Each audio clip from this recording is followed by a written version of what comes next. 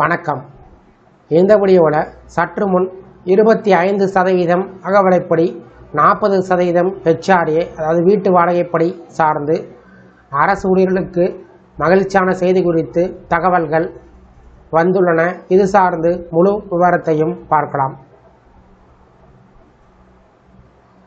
2026ஆம் ஆண்டில் அரசு ஊழியர்களுக்கு பெரிய சம்பள உயர்வு வருமா என்ற கேள்வி விவாதமாக மாறியுள்ளன.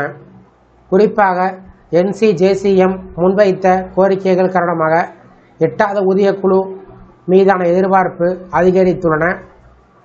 இந்த கோரிக்கைகள் மிகவும் முக்கியமானது.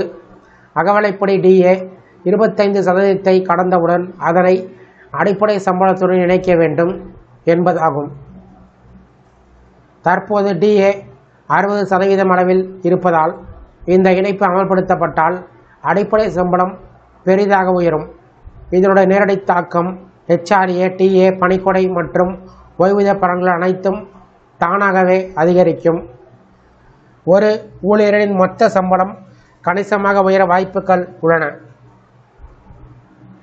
அதனோடு வீட்டு வாடகைப்படி பற்றிய பரிந்துரை கவனம் இருக்கிறது. நகரங்களை X, Y, Z என பிரித்து X வகை நகரத்தில் 40%, Y வகை நகரத்தில் 35%, Z வகை நகரத்தில் 30% வரை HRA வழங்கப்பட வேண்டும் என்று கோரப்பட்டுள்ளது. இதுவே நடைமுறைக்கு வந்தால் பெருநகரத்தில் பணிபுரியக்கூடிய ஊழியருக்கு மாதாந்திர வருமானத்தில் பெரிய உயர்வு ஏற்படும். இதற்கு கூடுதலாக போக்குவரத்து படை, TA, தினசரி பயணப்படி மற்றும் மருத்துவம் சார்ந்த பணிகள் 3 மடங்கு உயர்த்தப்பட வேண்டும் என்றும் வலியுறுத்தப்பட்டுள்ளது. இவை அனைத்தும் சேர்த்து பார்த்தால் ஊழியர்களின் கைக்கு வரக்கூடிய நிகரத் தொகை கணிசமாக அதிகரிக்கும். மேலும் விலைவாசி உயர்வை கணக்கிடும் முறையில் மாற்றம் கோரப்பட்டுள்ளது. தற்போது 12 மாத சராசரி அடிப்படையாக கொண்டு பணவீக்கம் கணக்கிடப்படுகிற நிலையில் அதனை 6 மாத சராசரியாக மாற்ற வேண்டும் என்று முன்மொழியப்பட்டுள்ளது. இதனால் விலைவாசி உயர்வுக்கு வேகமாக பதிலளிக்கும் வகையில் சம்பள திருத்தங்கள் ஏற்பட முடியும்.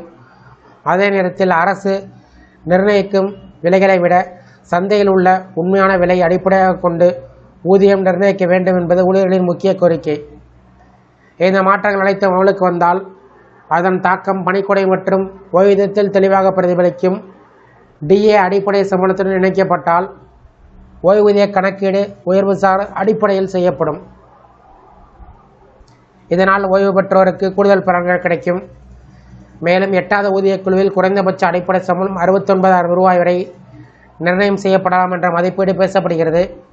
இந்த கணக்கீடு உணவு, வீடு, அத்தியாவசிய பொருட்கள் உட்பட வாழ்வாதார செலவை வைத்து பல பெரிய நகரத்தின் சராசரியை அடிப்படையாக கொண்டு செய்யப்படுகிறது.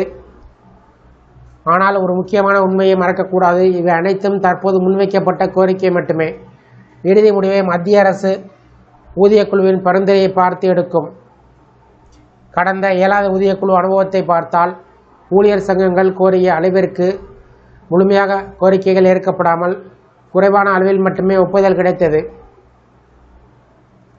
அதனால் இந்த முறையும் மாற்றங்கள் எவ்வாறு அமையும் என்பது உறுதியாக சொல்ல முடியாது. இறுதியாக 8வது ஊதியக்குழு தனது அறிக்கையினை 2027 மே மாதத்திற்குள் சமர்ப்பிக்கலாம் என்றும் அதற்கு பின்பு 3 முதல் 6 மாதங்களுக்குள் அமல்படுத்தப்படலாம் என்றும் எதிர்பார்க்கப்படுகிறது. எல்லாம் திட்டமிடப்பட்டு சென்றால் புதிய சம்பள அமைப்பின் பலனை 2027ஆம் ஆண்டு 2ஆம் பாதியிலிருந்து ஊழியர்கள் உணர ஆரம்பிக்கலாம். அதனால் 2026இல் தொடங்கிய எதிர்பார்ப்பு 2027ஆம் ஆண்டு நிஜமாக மாறுமா என்பதை அனைவரும் அவருடன் கணித்து வருகிறார்கள். இந்த வீடியோ குறித்த உங்களோட கருத்துக்களை கமெண்ட் செக்ஷனில் பதிவிடுங்க. இந்த வீடியோ பிடிச்சிருந்தா வீடியோக்கு ஒரு லைக் பண்ணுங்கள். இந்த வீடியோ அனைவருக்கும் ஷேர் பண்ணுங்கள். நன்றி.